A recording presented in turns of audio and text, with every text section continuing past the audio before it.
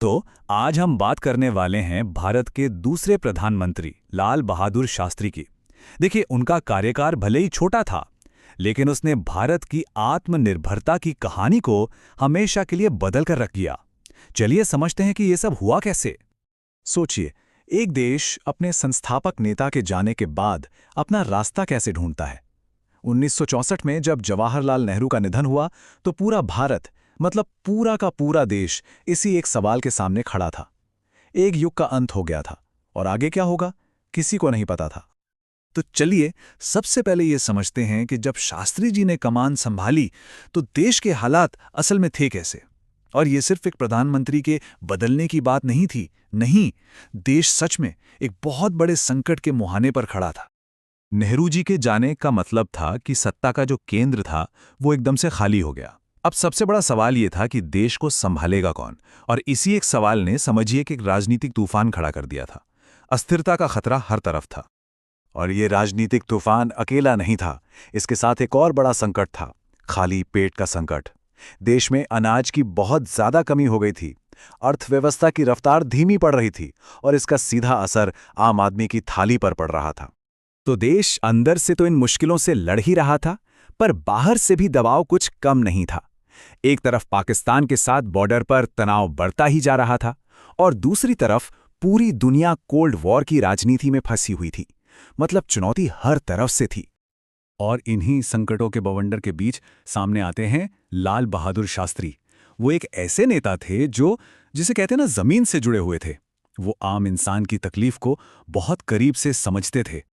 शास्त्री जी का विजन, उनका लक्ष्य बिल्कुल साफ था। उन्होंने आते ही देश की नब्ज पकड़ ली। उनकी प्राथमिकताएं क्या थीं? सबसे पहले देश में स्थिरता लाना, फिर खेती की पैदावार बढ़ाना ताकि हर किसी तक खाना पहुंचे। इसके साथ ही इंडस्ट्री को रफ्तार देना और हाँ, दुनिया के साथ एक बैलेंस्ड रिश्ता भी बनाए रखना। तो सवाल यह है कि उन्होंने इन सारी चुनौतियों का सामना किया कैसे? जवाब एक ऐसे आइडिया में छुपा है, एक ऐसे विचार में जिसने ना सिर्फ उनकी पॉलिसी को रास्ता दिखाया, बल्कि पूरे देश को एक साथ एक मकसद के लिए खड़ा कर दिया। और वो विचार, वो आइडिया था ये अमर नारा, जय जवान जय किसान। और यकीन मानिए, ये सिर्फ शब्द नहीं थे। उस मुश्किल समय में ये एक तरह का राष्ट्रीय मंत्र बन गया था। एक ऐसा मंत्र जिसने हर भारतीय के दिल में एक नई जान फूंक दी। लेकिन देखिए, ये नारा सिर्फ एक नारा नहीं था। इसके पीछे एक बहुत गहरी, सोची समझी स्ट्रैटेजी थी।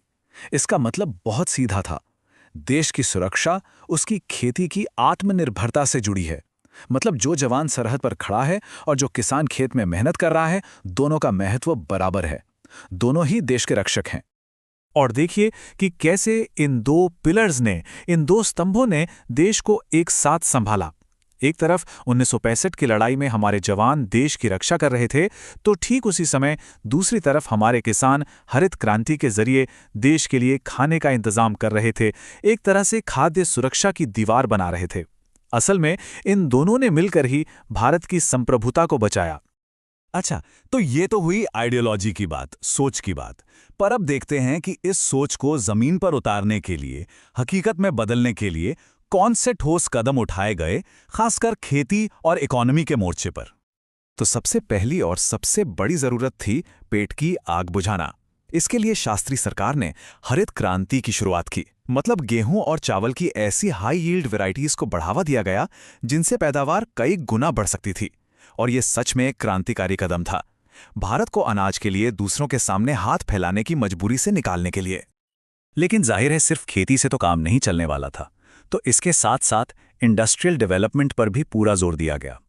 पॉलिसीज ऐसी बनाई गईं कि प्रोडक्शन बढ़े, लोगों को नौकरियां मिले और ख़ास तौर पर जो छोटे और मीडियम लेवल के उद्योग हैं, यानी एसएमईज, उनको मजबूती मिले।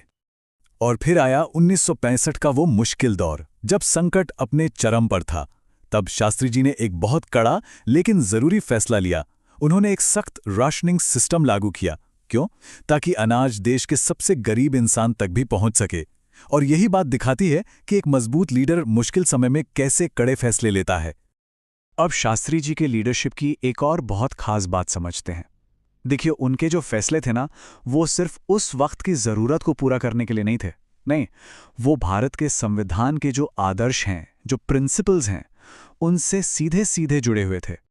इसको ऐसे समझिए, जो उनकी ग्रीन रेवोल्यूशन की पॉलिसी थी, वो हमारे संविधान के आर्टिकल 47 से जुड़ी थी, जो कहता है कि लोगों का न्यूट्रिशन लेवल बेहतर होना चाहिए। उनकी जो गुटनिरपेक्ष विदेश नीति थी, वो आर्टिकल 51 से जुड़ी थी, जो अंतर्राष्ट्रीय शांति की बात करता है। मतलब उनकी हर बड़ी पॉलिसी की जड़ें कहीं ना कहीं हमारे संविधान में ही थीं।